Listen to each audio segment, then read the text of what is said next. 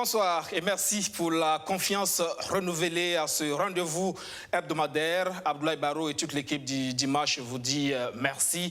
52 minutes d'infos et d'analyse. Le 7 Info, c'est parti.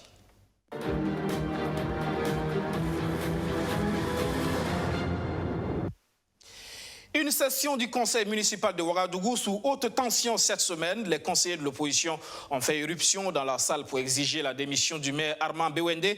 La police a dû intervenir en utilisant du gaz lacrymogène.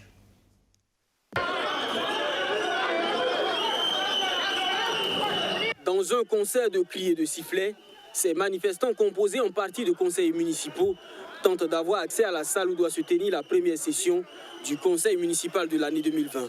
Les forces de l'ordre s'interposent et filtrent les entrées.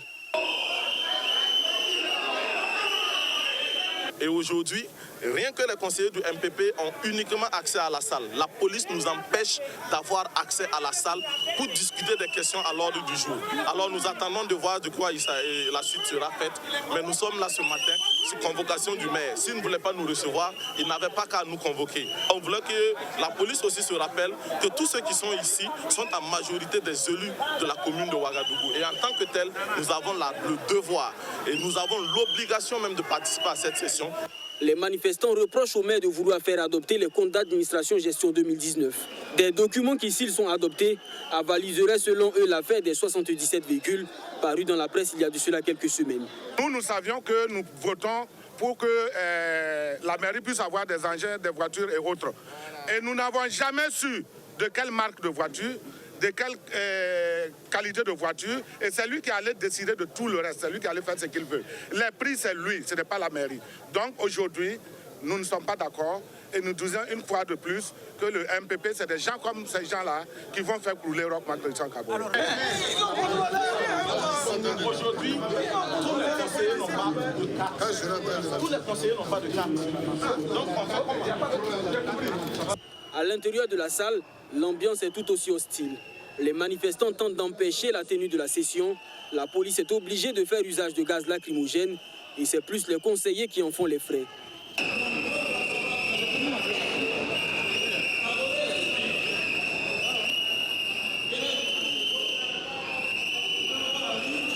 Armand Bewende et les siens restent droits dans leurs bottes et dans cette ambiance délétère procède à l'appel.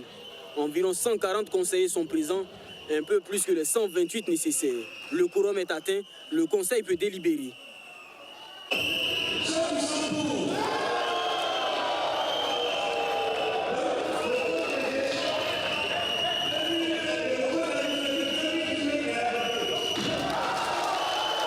Après un peu plus d'une heure de travaux, tous les points inscrits à l'ordre du jour sont adoptés à l'unanimité des conseillers présents. Une victoire d'État pour Armand Bewende. Appeler nos amis de l'opposition à la raison en leur disant la politique politicienne, elle arrive. Bientôt à les élections. On pourra tous aller en campagne et ceux qui sont intéressés pourront dire ce qu'ils veulent. Mais ici, ce n'est pas de la politique, c'est du développement. Donc je les appelle à la raison. Monsieur le maire, des conseillers demandent votre démission pour que vous vous mettez à la disposition de la justice. Quelle est votre appréciation? Tous les citoyens sont à la disposition de la justice. Ce n'est pas ma fonction de maire qui peut me mettre à l'abri de la justice. Donc je pense que, quels que soient les citoyens, tout le monde est à la disposition de la justice à tout moment. Donc on n'a pas besoin de quitter un poste pour être à la disposition de la justice parce que mon poste n'entrave en rien une action de la justice contre ma personne. C'est sous bonne escorte et sous les applaudissements de ses partisans que l'édile de Ouagadougou quitte le palais de la culture Jean-Pierre Gengani. Saka Koulibaly, bonsoir. Bonsoir. Oui. A-t-il besoin de démissionner donc, pour faire face à la justice? Non. Selon les lois en vigueur au Burkina, le maire n'a pas besoin de démissionner pour faire face à la justice. La justice, d'ailleurs, suit son cours. Et si on se rapporte à la dernière parution du procureur du Faso, il dit que les enquêtes sont en cours, ce qui suppose qu'à l'heure actuelle, le maire bénéficie de la présomption d'innocence, qui peut dire qu'à la fin du processus d'enquête ou d'instruction, on peut aboutir à un non-lieu total. Donc, en l'étape actuelle de la procédure judiciaire, il est difficile de demander la démission, mais cela peut être un argument politique pour parvenir à cette démission, mais pas pour les questions judiciaires. Alors, est-ce que justement l'opposition municipale est-ce que ces conseillers municipaux de l'opposition n'ont pas raté justement le coaching? Est-ce qu'ils n'auraient pas dû faire ce bruit dès le départ? Bon, je crois qu'ici nous avons la manifestation. Parce qu'il a fallu que justement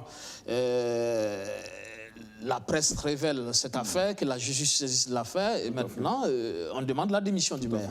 Nous avons ici la manifestation du problème que nous posions en ce qui concerne la définition des conseils municipaux au Burkina Faso, à savoir qu'on en a fait un champ politique et partisan. Alors qu'on aurait pu l'orienter aussi du côté du développement en y faisant siéger des acteurs qui ne sont pas forcément partisans, avec des listes d'indépendants ou des listes de la société civile, etc., dans une proportion qui équilibrait entre les politiciens et les acteurs du développement. Bon, c'est fait comme ça. Donc, on a la transposition des problèmes politiques à l'intérieur d'une institution, un organe qui devrait jouer un rôle de développement plutôt. Et je crois que le maire évoque cet aspect des choses en disant que ce n'est pas un lieu de la politique, que c'est plutôt un lieu du développement. Mais en réalité, la composition du conseil municipal en a fait un lieu de combat politique. D'où la situation qu'on a vue. Et quand vous voyez la situation qui a prévalu, je me demande s'il n'y a pas un problème de régularité de la session qui s'est déroulée. Parce que des élus d'une certaine coloration politique ont été empêchés de participer. Peut-être que les forces de l'ordre auraient pu ramener le calme, rappeler aux élus de l'opposition qu'il faut participer avec calme et que ce n'est pas un lieu de violence, de vandalisme, etc. Les ramener et que le jeu politique puisse se dérouler. Plutôt que d'empêcher de rentrer. Visiblement, il y avait une volonté d'empêcher justement la session. C'est un peu, je ne connais pas les règlements intérieurs donc, qui régissent ces conseils municipaux, mais je ne suis pas sûr si un recours devant le tribunal administratif ne peut pas jouer sur la validité et la régularité de ce conseil municipal-là. C'est des questions possibles. L'opposition municipale dit avoir saisi un huissier qui a fait les constatations. Voilà. Donc c'est possible qu'il y ait des soucis de ce côté de la justice-là. Il aurait pu calmer les gens, exiger que tout accès à la salle est conditionné par l'engagement à ne pas faire de bruit ou de gestes violents.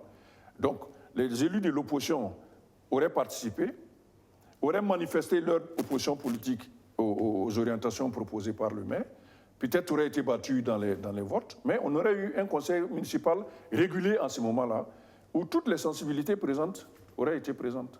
Parce que le risque aussi, c'est que si la session ne se tenait pas, l'activité municipale pourrait être... Oui, on aurait même pu reporter d'un jour ou deux pour pouvoir réunir les conditions et même pourquoi pas délocaliser pour avoir les conditions. Parce que visiblement, l'opposition semblait décider justement, parce que la question, c'est la tête du maire qui est demandée. Oui, ça, on ne peut pas empêcher l'opposition de vouloir mener une action politique à l'intérieur du conseil. Ce n'est pas possible. Ce qui est exigible au conseil municipal à l'opposition, c'est que tout doit se dérouler dans le calme et sans violence. Mais ça, c'est possible de leur demander ça. Et la police, effectivement, aurait pu jouer ce rôle-là.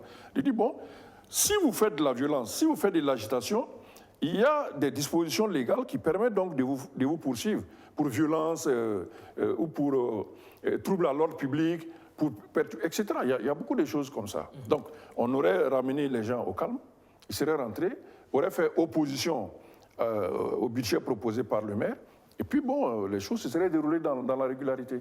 L'opposition dit ne pas être comptable par rapport à cette affaire d'achat du véhicule, et pourtant, selon le maire, ça a été voté à l'unanimité. Oui, pour le fond de la question, je pense que l'opposition peut être dans son droit, mais à l'intérieur du conseil municipal, il va être difficile pour elle de se faire valoir, parce qu'elle est minoritaire.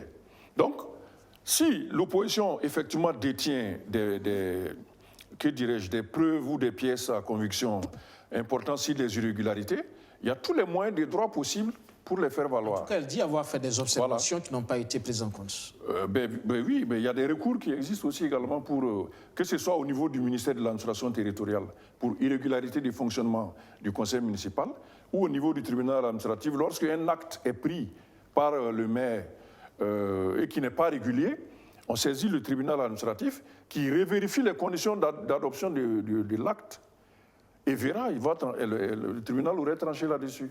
On tend vers la fin des mandats municipaux, mais dans l'ensemble, justement, on a l'impression qu'aussi que la crise a suffisamment gagné aussi les conseils municipaux, si bien qu'il y a un impact forcément sur le développement local durant ce mandat. Forcément, tous les 5 années ont été passées à des troubles. Vous avez vu que dans certaines localités, il a fallu près de 2 ans ou 2 ans et demi avant de pouvoir même stabiliser le conseil municipal, ce qui fait que le temps pour travailler n'a pas été suffisant. Il y a eu le cas de Gourcy. Gourcy, Saponé, etc. Il y a eu beaucoup de communes dans ce sens-là. Je crois que Kongoussi aussi. Au-delà même du fait qu'on ait pu stabiliser le conseil municipal à un moment donné, il se trouve que les tensions politiques internes au conseil municipal peuvent empêcher d'adopter des décisions qui aillent au bénéfice donc, des populations. Donc c'est pour ça que je parlais du modèle de conseil municipal que nous avons qu'on a pris, qui est d'en faire un terrain du politique. Or, l'objectif des conseils municipaux, c'est la décentralisation, c'est de rapprocher l'autorité des décisions du développement auprès donc, des bénéficiaires. Donc, le fait de leur accorder autant de places, je savais déjà depuis longtemps que ça allait poser problème à un moment donné. Lorsque la vivacité politique est devenue importante, comme on l'a vu après donc, la transition, et voilà, donc on a eu un mandat très entrecoupé de problèmes par-ci, par-là, liés aux faits partisans. Donc, cela va donner peut-être des orientations pour les fois à venir, où on verra comment on équilibre les choses, de sorte à aller plus vers les aspects du développement que le terrain politique, qu'on peut réserver aux élections nationales comme les députés ou la présidentielle, et laisser le local un peu plus libre du champ partisan. Démission cette semaine de Léonce Koné. Il quitte le Congrès pour la démocratie et le progrès CDP. Il a fait, vous le savez, le choix de soutenir Kadri Désiré Ouédraogo à la présidentielle de 2020. Siaka Koulibaly, c'est un secret de Polichinelle. Oui, tout à fait. Je pense que ça peut être la seconde lettre de démission de Léonce Koné, qui avait déjà, autour de 2017, je crois, fait la même démarche auprès toujours de Blaise Compaoré. Ce n'est pas une surprise en ce qui le concerne, parce que c'est quelqu'un qui n'a pas sa langue dans la poche, qui assume donc ses divergences. Et je crois qu'il veut peut-être se mettre en conformité avec une situation politique que lui, il trouve inconfortable. Être membre du CDP, alors qu'il a fait le choix de soutenir Kadri Désiré Ouédraogo, qui appartient à un autre regroupement politique. Donc c'est très certainement pour se mettre en conformité avec ces orientations que M. Léonce Koné a fait cette démission-là. Et il revient encore sur la personnalité d'Edi Kamboyogo, a conduit donc la barque CDP. Est-ce que Edi Kamboyogo a encore un problème d'image aujourd'hui? Mais c'est normal qu'il revienne à ça, parce qu'il lui faut justifier pourquoi il démissionne du parti, un parti où il a milité depuis des vingtaines d'années. Donc je pense qu'il lui fallait des arguments, et l'argument qu'il a trouvé, ce sont ses divergences avec Edi Kamboyogo. Mais ceci dit, c'est ce que lui, il avance. Maintenant, aujourd'hui, on est obligé de constater que malgré l'opposition des gens comme Léonce Koné, qui sont quand même des vieux de la vieille, les anciens compagnons de Blaise Compaoré, Edi Kamboyogo a pu faire une place à l'intérieur du CDP, d'abord en se faisant réélire président, ce que beaucoup pensaient qu'il n'allait pas pouvoir. Après donc son long séjour à l'extérieur, suite aux événements donc, du push, on pensait que c'était fini pour lui, mais contre toute attente, il a été réélu président du parti. Ensuite, il y a eu l'épisode de la candidature à la présidentielle. Et également, on s'était dit que, en combinant le choix donc, des organes du parti et la décision du fondateur donc, du parti, Blaise Compaoré, peut-être qu'Edi Kamboyogo ne serait pas celui qui allait conduire le CDP. Et il a passé tous ces obstacles-là. Donc, il faut quand même lui reconnaître un minimum d'ancrage au sein de ces partis-là. Je pense que c'est aussi une des raisons peut-être pour lesquelles Koné quitte la barque, parce qu'il s'est rendu compte qu'à l'intérieur, il serait plus possible de déboulonner Edi Komboïgo. C'est quand même l'audace, non, Edi Komboïgo? Ah oui, mais il faut lui reconnaître cela. Donc, comme on l'a rappelé tout de suite, pour quelqu'un qui était quand même assez nouveau dans le sérail politique, rappelez-vous que tout le temps de la 4e République, Edi Komboïgo était plutôt vu comme un opérateur économique qui a réussi.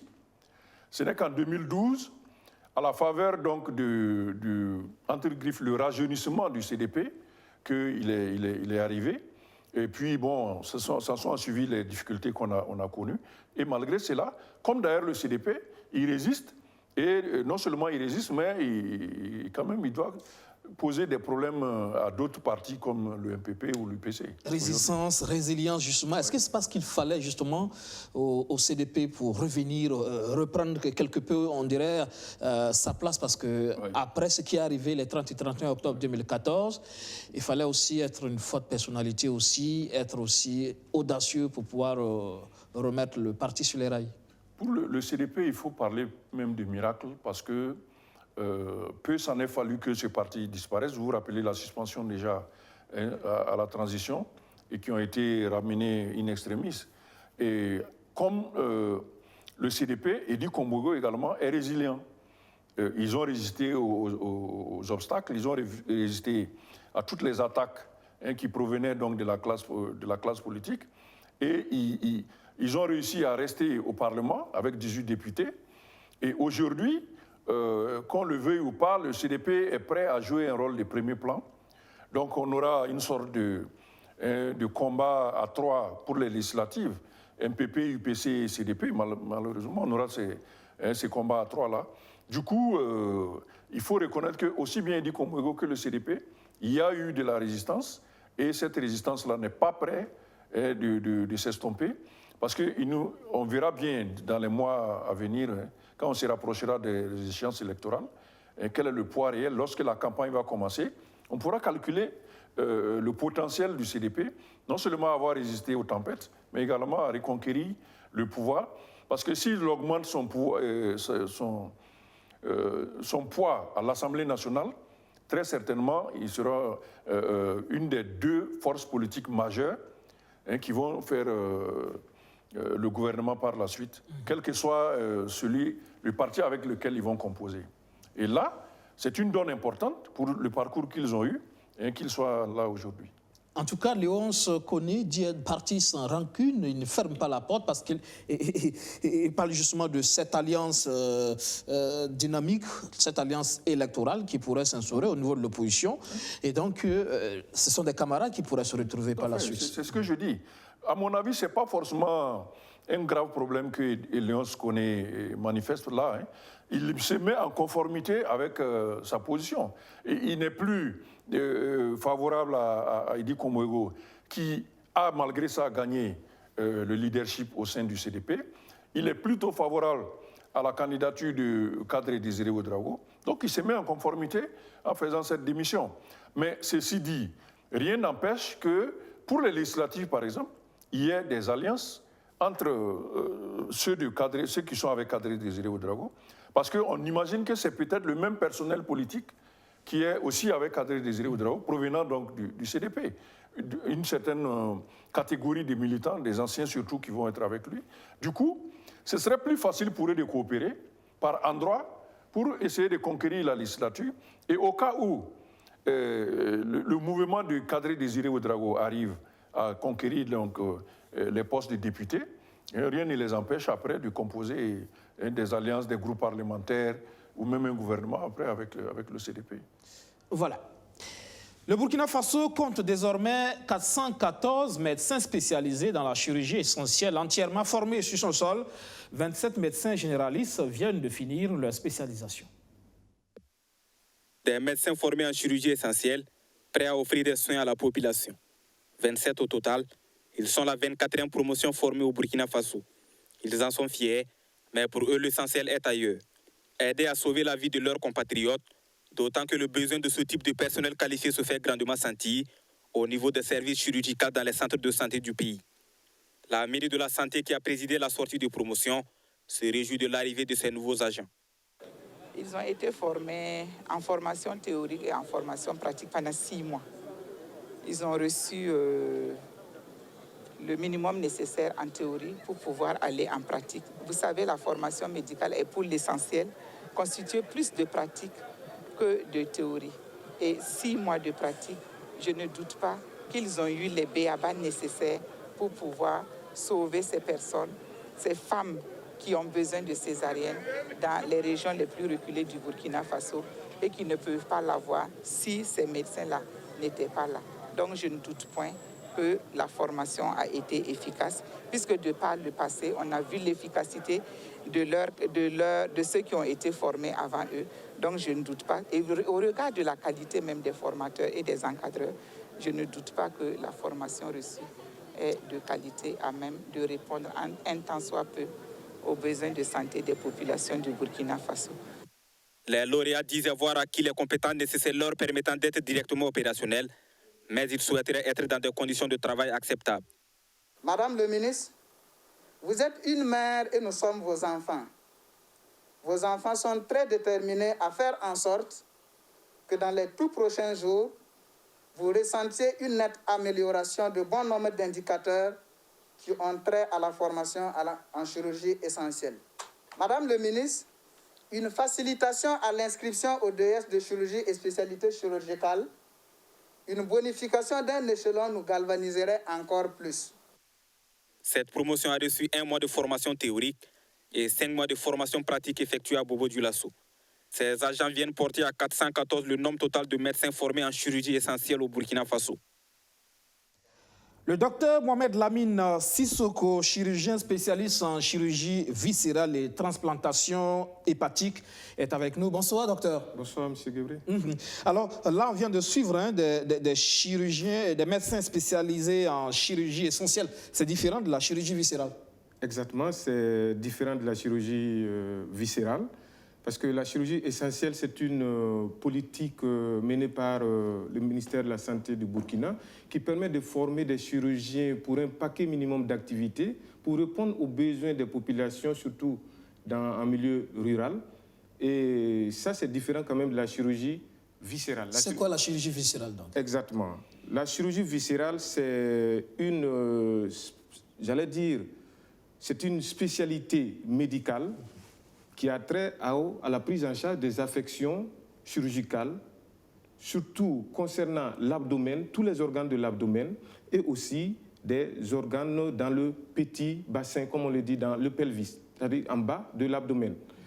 Et son périmètre d'intervention couvre à peu près la prise en charge des organes digestifs que je peux nommer, savoir l'œsophage, l'estomac, le petit intestin, le gros intestin, l'anus, mais aussi concerne d'autres organes intra-abdominaux qui sont dans le ventre, le foie, le pancréas, la rate, dans une certaine mesure aussi le rein, l'utérus, les ovaires et aussi, dans d'autres cas, la chirurgie endocrinienne, surtout la chirurgie thyroïdienne qui concerne les goitres. Concrètement, que faites-vous? Oui, le chirurgien viscéral qui, en coopération avec les autres équipes, c'est-à-dire qu'avec l'équipe chirurgicale, c'est-à-dire les anesthésistes, les infirmiers, les autres chirurgiens, par principe, pose des opérations sur des organes digestifs, comme je l'ai dit tantôt, mais il se peut aussi qu'il arrive à poser des opérations sur d'autres organes qui ne sont pas des organes digestifs, comme je l'ai dit tantôt, savoir le rein, l'utérus et les ovaires. Mais aussi, compte tenu de la technicité et de j'allais dire, de la complexité technique de certaines interventions et de la variabilité des affections chirurgicales, surtout abdominales, les chirurgiens viscéraux sont souvent appelés à se spécialiser dans certains domaines précis de la chirurgie viscérale. Oui, parce que vous avez des chirurgiens viscéraux qui vont s'occuper uniquement de la chirurgie des cancers digestifs. Vous avez des chirurgiens viscéraux qui vont s'occuper uniquement de la chirurgie du foie, du pancréas, des voies biliaires. Vous avez des chirurgiens viscéraux qui vont s'occuper uniquement de la chirurgie de l'obésité. Et aussi, dans le cadre de leur formation, les chirurgiens viscéraux sont aussi intégrés dans des équipes de prélèvement et de transplantation dans le cadre de dons ou de greffe d'organes en collaboration avec d'autres équipes comme l'équipe des urologues, l'équipe des cardiologues, des chirurgiens urologues, des chirurgiens cardiologues. Et on parle de dons et de greffe d'organes. Ça concerne justement votre domaine. C'est quoi exactement le don, la greffe d'organes? Ok. Mais parlant de don d'organes, il faut savoir que le don d'organes est un acte ou un processus par lequel une personne décide de donner un organe à un malade qui en a besoin. Et parlant de ce don, on peut dire, on fait référence à ce qu'on appelle la volonté et le consentement de la personne. Donc, la personne décide de façon volontaire de donner son organe à un malade qui en a besoin. Et après, ce don peut être fait de son vivant ou bien après sa mort. Maintenant, en ce qui concerne la greffe d'organes, la greffe d'organes est un processus de remplacement d'un organe chez un malade qui a un organe vital en défaillance sévère et irréversible par un autre organe prélevé chez un donneur qui décide de faire don pour sauver la vie de ce dernier. Et quels sont les organes qui sont concernés, justement? Et les organes qui sont concernés dépendent du type de prélèvement. Je parlais tantôt que le don peut être fait à partir de son vivant ou à partir de la personne décédée. Presque dans le monde entier, les équipes qui pratiquent ou bien les pays qui pratiquent ce don d'organes, la greffe d'organes réalisée repose en partie à 80-90% sur des donneurs post-mortem. C'est-à-dire que c'est le don post-mortem. Ce don post-mortem a l'avantage du fait que c'est pratiqué sur une personne décédée et qu'on peut prélever tous les organes, notamment le cœur, le foie, les reins, le pancréas, la cornée, les intestins, presque on peut prélever tous les organes. Ça aussi, ça a l'avantage du fait que ça minimise les risques pour le donneur parce que c'est une personne cadavérique, c'est une personne décédée, mais il y a des critères quand même pour dire quels sont les critères de décès cadavérique. En fait, le décès, j'allais dire pas de décès de la personne qui permettent le prélèvement. Est-ce que vous... Voilà. Maintenant, il y a aussi le don à partir de la personne vivante. Et là, ça se fait généralement dans un cadre familial ou dans un lien affectif étroit et qui concerne généralement le rein. On ne prélève pas tous les deux reins, mais on prélève un seul rein. On peut vivre avec un seul rein. Ça a l'avantage aussi du fait qu'on prélève sur un vivant, mais ça a des risques énormes pour ce dernier, parce qu'il s'agit d'une intervention qui peut lui être préjudiciable sur sa santé aussi, et bien sûr ses relations, voilà. Et quels peuvent être ces risques, justement, pour... Oui, parlant de dons sur la personne, avec de la personne vivante, il y a des risques énormes. D'abord, c'est une intervention chirurgicale, et cette intervention chirurgicale se pratique sur une personne, et comme toute intervention chirurgicale, il peut y avoir des complications, notamment hémorragiques, que ce soit pendant l'intervention, que bien après l'intervention. Il peut y avoir aussi des infections après l'intervention. Ensuite, le fait aussi qu'on enlève une partie de l'individu, de la personne qui donne, la personne est amputée d'une fonction d'un organe qui peut avoir des répercussions sur le fonctionnement d'ensemble de l'organisme. Ensuite, il peut y avoir des aspects psychologiques, aussi psychiques, liés à la perte d'un organe. Mais dans l'ensemble, il faudrait savoir que le don d'organes entre vivants repose sur une procédure avec des équipes multiples. Et dans l'ensemble, les équipes s'assurent d'abord que le prélèvement qui va être réalisé chez la personne vivante n'a pas de risque pour elle en ce qui concerne sa santé. Et dans le cas contraire, elle refuse le don s'il y a un risque si les risques sont réels et que les motivations du donneur, il y a des doutes sur les motivations du donneur. Voilà. Mais il y a forcément des bases juridiques. Oui, il y a des bases juridiques en ce qui concerne le don et la greffe d'organes. D'abord, ces bases reposent sur un certain nombre de principes. Et les grands principes sont d'abord la primauté de l'espèce humaine, le respect, l'inviolabilité et l'indisponibilité du corps humain et l'anonymat. Si on adapte ça à des pratiques de don et de greffe d'organes, nous avons d'abord l'éthique, qui est l'ensemble des règles morales liées à cette pratique pour éviter certains abus et certaines déviances. Nous avons aussi le consentement qui est primordial. Je parlais tantôt du don post-mortem et du don de son vivant. Dans le cadre du don post-mortem, dans la plupart des pays qui pratiquent, on parle de consentement présumé. Ça veut dire quoi? Ça veut dire que la personne décédée est considérée comme un donneur potentiel s'il n'a pas opposé son refus de son vivant. Ça veut dire que la personne qui est décédée, on peut lui prélever ses organes. Mais s'il a opposé un refus de son vivant, notamment en s'inscrivant sur un registre de refus, ça existe. C'est-à-dire que la personne doit manifester son refus par tout moyen pour qu'au moment de son décès, ce refus soit valable. Maintenant, je parlais aussi de la question du don sur la personne, à partir de la personne vivante. Ça concerne ce qu'on appelle le consentement préalable. C'est-à-dire que vous ne pouvez pas prélever un organe sur une personne vivante, d'abord sans son consentement. Il faut qu'il donne son accord. L'autre aspect aussi de ces principes, c'est la gratuité. C'est-à-dire que le donneur la personne qui donne son organe ou le receveur qui reçoit l'organe parce qu'il est malade ne peuvent avoir aucune rémunération ou aucun avantage sous quelque forme que ce soit. Dans ce sens, il faudrait dire que le don d'organes pour une personne malade qui en a besoin repose intégralement sur des critères altruistes et de solidarité qui bannissent toute notion pécuniaire. L'autre aspect aussi, l'autre principe, c'est l'anonymat. C'est vrai, avec le don post-mortem, l'anonymat peut être vraiment mis en œuvre parce que ce n'est pas possible. Le donneur ne doit pas connaître l'identité du receveur et vice-versa, le receveur ne doit pas connaître l'identité du donneur. Cela permet d'éviter des questions, des problèmes d'ordre psychologique ou d'ordre affectif.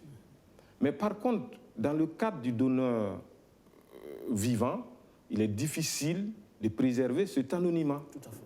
Donc ça peut poser des problèmes entre les familles ou bien entre la personne qui donne et la personne qui reçoit. Devoir de gratitude, d'ingratitude après qui peuvent justement... Exactement. Alors, est-ce que ça se fait au Burkina? Le don, la greffe, ça se fait au Burkina? Pour le moment, j'allais dire qu'il est possible de faire le don, la greffe au Burkina Faso. Mais pour cela, il va falloir un accompagnement en termes d'infrastructure, un accompagnement en termes d'équipement, de ressources humaines et de tests législatifs. Parce que dans tous les pays qui pratiquent cette activité, elle est encadrée par des tests législatifs. La Côte d'Ivoire, récemment, la Côte d'Ivoire en fait, surtout en ce qui concerne la greffe rénale. Maintenant, chez nous, il va falloir que nous réfléchissions à moyen ou long terme sur cette activité dans notre arsenal thérapeutique. Parce qu'il faut reconnaître qu'avec l'évolution de l'épidémiologie de certaines pathologies, de certaines maladies non transmissibles, que sont l'insuffisance rénale chronique, avec des difficultés de prise en charge dans nos hôpitaux par la dialyse. Je rappelle en passant que le Burkina Faso compte une vingtaine de médecins néphrologues, 4 centres publics d'hémodialyse avec moins de 100 générateurs. Donc, ce qui veut dire que la prise en charge des insuffisants rénaux par la dialyse est quand même faible. Et il est démontré partout dans le monde que la transplantation rénale à moyen ou long terme est plus bénéfique que la dialyse. Donc, il va falloir penser à mettre cette pratique dans notre arsenal. Ça veut dire, si je vous comprends, pour l'instant, cette pratique n'est pas d'actualité. Oui, exactement. Pour l'instant, on n'en fait pas. On n'en fait pas. Oui. Et pourtant, il faut aller vers ça. Ça nous permet donc de réduire les coûts par rapport aux dialyses. Exactement. Oui. D'où l'intérêt de développer justement cette activité pratique au Burkina. Qu'est-ce qui bloque finalement? J'allais dire que ce qui bloque aussi, c'est surtout l'absence de tests législatifs. C'est vrai, dans notre arsenal législatif, avec la révision du nouveau code de santé publique, certains aspects, notamment la bioéthique et le don d'organes, sont pris en compte. De même, il y a au niveau même de l'Assemblée nationale une proposition de loi relative à cette pratique. Mais il faut reconnaître de façon humble que l'état de délabrement de nos hôpitaux, le manque de ressources humaines et d'équipements font que cette activité, à l'étape actuelle, serait difficile à entreprendre. Mais ce n'est pas une fatalité. J'aime dire que ce que les autres ont réussi ce jeu, nous pouvons réussir ça chez nous. Alors, qu'est-ce qu'il faut faire en termes de proposition? Exactement. En termes de proposition, je pense qu'il faut intégrer cette donnée, cette pratique dans un ensemble. Et pour pouvoir y arriver, il faut penser à un programme de greffe d'organes dans le pays qui va prendre en compte tous les acteurs, notamment les agents de santé, notamment les autorités sanitaires, les autorités coutumières, les autorités religieuses, les associations de malades. Tout cela doit s'articuler sur notre système de santé et notre organisation de soins. Et ça doit être fait dans un cadre général de souveraineté sanitaire. Qu'est-ce que ça veut dire? Pour moi, cette souveraineté sanitaire suppose un investissement massif dans les équipements, un investissement massif dans les infrastructures, un investissement massif dans la formation des agents de santé. Et pour y arriver aussi, cela suppose, une lutte extrême, une lutte avec pragmatisme contre la pauvreté, et aussi un mécanisme endogène de financement de notre santé. Parce que sans cette souveraineté sanitaire, il va sans dire qu'on s'expose à des pratiques comme le trafic d'organes ou la vente d'organes, car il ne s'agit pas pour la transplantation de mutiler des pauvres pour améliorer la qualité de vie des riches. Très important. En attendant, les patients vont le faire ailleurs. Exactement. En attendant, les patients vont soit dans les pays du Maghreb ou en Côte d'Ivoire pour ce qui concerne la transplantation rénale. Merci. Docteur Mohamed Lamine Sissoko, chirurgien spécialiste en chirurgie viscérale et transplantation hépatique. Merci d'être passé dans le 7info ce soir pour ces éclairages. C'est moi qui vous remercie. Restez avec nous pour la suite de cette info à l'IFRIS. L'Institut de formation et de recherche interdisciplinaire en sciences de la santé et de l'éducation, le docteur Poussi Sawadogo, fait une analyse des pratiques pédagogiques. Il veut que la pédagogie concilie les attentes des apprenants et des enseignants.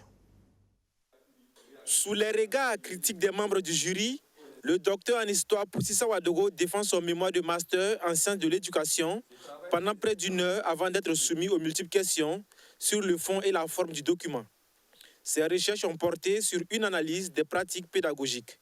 L'objectif de ces recherches est d'instaurer une pédagogie qui concilie à la fois les attentes des apprenants et des enseignants. L'apprentissage doit être bien compris aussi bien par ceux qui en bénéficient que les acteurs qui doivent travailler à dispenser cet apprentissage. Et pour moi, l'éducation est centrale et il est important de réfléchir sur cette question pour aider les plus jeunes à comprendre davantage les contenus qui sont dispensés dans une approche de prise en charge des attentes des uns et des autres.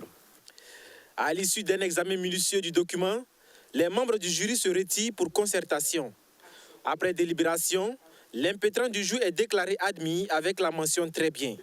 La note attribuée par le jury est 16,29 sur 20.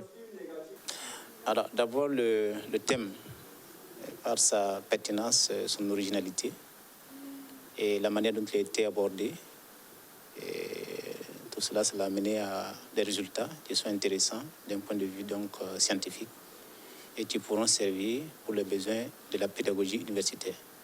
Je pense que j'ai appris doublement à l'IFRIS ici. D'abord, l'approche méthodologique était très nouvelle pour moi. C'est une approche anglo-saxonne avec beaucoup de lectures, avec une pratique différente. Et aussi, en m'intéressant au thème, j'ai bénéficié d'un encadrement qui vont me permettre moi-même de pouvoir mieux encadrer mes propres étudiants et de mieux enseigner le cours de méthodologie. Cette soutenance du professeur Poussissa Ouedraogo intervient après une formation suivie à distance à l'Institut de formation et de recherche interdisciplinaire en sciences de la santé et de l'éducation, IFRIS, un institut partenaire de l'Université de Québec au Canada et de l'Université Saint-Thomas d'Aquin. Créé en 2015, l'IFRIS s'est donné pour mission de former les professionnels de haut niveau, scientifiquement et techniquement qualifiés. La Côte d'Ivoire, où Henri Konan Bédié veut reconquérir son pouvoir perdu en décembre 1999. Il est candidat à la présidentielle ivoirienne. Les conventions éclatées, c'est pour les 24 et 25 juillet prochains. Siaka Koulibaly, le sphinx de Daoukro, veut revenir. Finalement, qu'est-ce qu'il recherche? Juste une vengeance peut-être? Oui, de prime abord, on peut penser à cela, parce que si on considère l'âge du Bédié, on s'est dit que... Plus de 80 ans. 86 ans. 86. On pense qu'il aurait pu peut-être être parmi ceux qui encadreraient les nouveaux candidats, y compris dans sa formation politique. Dans son discours d'annonce de sa candidature, il propose à son parti de corriger les erreurs du passé et de leur faire un dernier cadeau avant de se retirer. Donc c'est comme ça qu'il a posé les choses. Mais il faut aller au-delà de ces paroles pour essayer de voir pourquoi est-ce que c'est maintenant que le doyen Bédié sort du bois. Peut-être très certainement parce que l'essentiel des candidats qui auraient pu être des obstacles majeurs pour lui ne sont pas dans la course. Jusqu'à présent, on sait que le président Alassane Ouattara ne sera pas candidat jusqu'à nouvel ordre. Babo Laurent, pour des raisons judiciaires, n'y est pas. Et enfin, Guillaume Soro également, pour les mêmes raisons, pourrait ne pas également être de la partie si des bouleversements n'interviennent pas d'ici l'élection. Donc, quand on regarde l'échiquier politique ivoirien... Alors, il pense que c'est un boulevard? Voilà, le poids lourd, il n'y en a plus. Du coup, mais est-ce que l'âge aussi, quand on connaît, oui. Je dis que physiquement, l'homme est très fatigué, oui. Est-ce que ça aussi c'est un handicap? Même si on reconnaît qu'au PDCI, ça reste l'image qui crée cette fédération, ce rassemblement. Ce que je viens de développer, c'est le premier aspect des raisons qui peuvent l'avoir amené. Il peut aussi, parce que le PDCI, c'est quand même un parti très ancien, même qui a préexisté à l'État ivoirien. Donc, ils ont un ancrage social qu'ils peuvent avoir consulté pour voir est-ce que c'est le moment de présenter une nouvelle figure ou pas. Donc, vous connaissez la sociologie politique et la sociologie électorale de la Côte d'Ivoire. Bédié, il appartient à un certain espace politique. Peut-être que dans cet espace-là, ils ont peut-être fait des tests pour voir est-ce qu'en présentant quelqu'un d'autre... Parce qu'il y a Jean-Louis Billon quand même qui aurait pu faire un bon candidat. J'en venais à Jean-Louis Billon. Si vous prenez le cas de Jean-Louis Billon, il a des atouts pour être président de la Côte d'Ivoire, mais il a également des inconvénients. Donc, les atouts, c'est qu'il a une surface financière très large. En Côte d'Ivoire, après l'État, la fonction publique, le plus gros employeur de la Côte d'Ivoire, c'est l'entreprise de Jean-Louis Billon. Donc, depuis de très longues années. Du coup, c'est quelqu'un qui peut avoir une surface électorale importante à cause de ça, et aussi pour de l'argent. Mais, en revanche, son profil politique n'est pas très affûté. On ne l'a pas vu dans les grandes bagarres politiques, etc. Il a plutôt le profil d'un chef d'entreprise à succès. Du coup, est-ce que, en tenant compte donc de la sociologie électorale et le public qui va faire l'élection, est-ce qu'il est vraiment celui qu'il aurait fallu? En revanche, ça peut être la raison pour laquelle Bédié vient, il joue. Lui, il n'a pas besoin de démontrer aux autres qu'il est un acteur politique de premier plan. Il peut, par exemple, pourquoi pas, se faire élire et Jean-Louis Billon, Premier ministre, ce qui lui donne le temps d'affûter cette image d'homme d'État qui lui manque aujourd'hui parce qu'il n'a pas assumé des responsabilités ministérielles, il n'est pas élu, etc., etc. Donc ça peut être ces calculs à l'intérieur du PDCI. Hein? Oui, il a été ministre brièvement. C'est peut-être ces calculs qui ont fait que ils ont décidé de procéder de la sorte. Mais on le verra au fur et à mesure. Parce que c'est vrai qu'au RHDP, on évoque justement la situation, la santé de Amadou Gon Coulibaly, mais Bédié aussi n'est pas loin de là. Oui, c'est vrai que Bédié, à part l'âge, je pense que lui, il a peut-être une santé... Est-ce qu'il a encore de l'énergie pour battre campagne et oui, la campagne, pour conduire la destinée de la Côte d'Ivoire? Oui, bon, ça, je ne peux pas garantir qu'il soit le meilleur à cause de ça. Mais on a vu des gens un peu plus âgés quand même. Alpha Condé aussi est arrivé déjà assez tardivement. Abdoulaye Wade également, ce n'était pas du tout un jeune quand il arrivait au pouvoir. Du coup, sur cette question... Même on peut y inscrire les Nicéphore Soglo, qui étaient déjà très avancés en âge au moment où ils ont accédé à la présidence. Donc, peut-être que cet argument, il peut être évoqué en campagne, mais au final, l'électeur, il voit une image et il met. Je ne suis pas sûr que beaucoup d'électeurs ivoiriens connaissent l'âge exact du Bédié. Et du coup, ça peut ne pas être un handicap pour lui, surtout dans sa zone de prédilection, qui est le centre de la Côte d'Ivoire, et le Sud, où le jeu sociologique jouant, le groupe Akan est vraiment très bien répandu. Il aurait pu s'effacer et permettre à une nouvelle génération, oui, carrément. C'est possible. C'est une possibilité, mais bon, je ne sais pas pourquoi ils n'ont pas fait cette option. Ils ont peut-être fait des tests à l'intérieur. Et vous savez, les structures du parti, ce n'est pas comme en entreprise ou la société civile. C'est des structures où on décide, c'est peut-être une ou deux personnes qui sont influentes, qui donnent les directives ou les orientations. Dans les partis, c'est plutôt comme ça. Est-ce que, du coup, le président Ouattara ne va pas revoir ses cartes et se dit, est-ce que finalement, il ne serait pas mieux que je revienne? Au moment d'annoncer son retrait de la vie politique de premier plan, il avait bien conditionné cela en disant qu'il n'est pas candidat 2020 si aucun de sa génération n'est candidat. Bon, sa génération... à la rigueur, ce n'est que Bédié, parce que Babou est un peu plus jeune que lui quand même. Donc c'est possible, comme il a annoncé publiquement, qu'il revoie les choses. Sauf que chez lui, aujourd'hui, la complication, c'est qu'ils ont déjà désigné un autre candidat.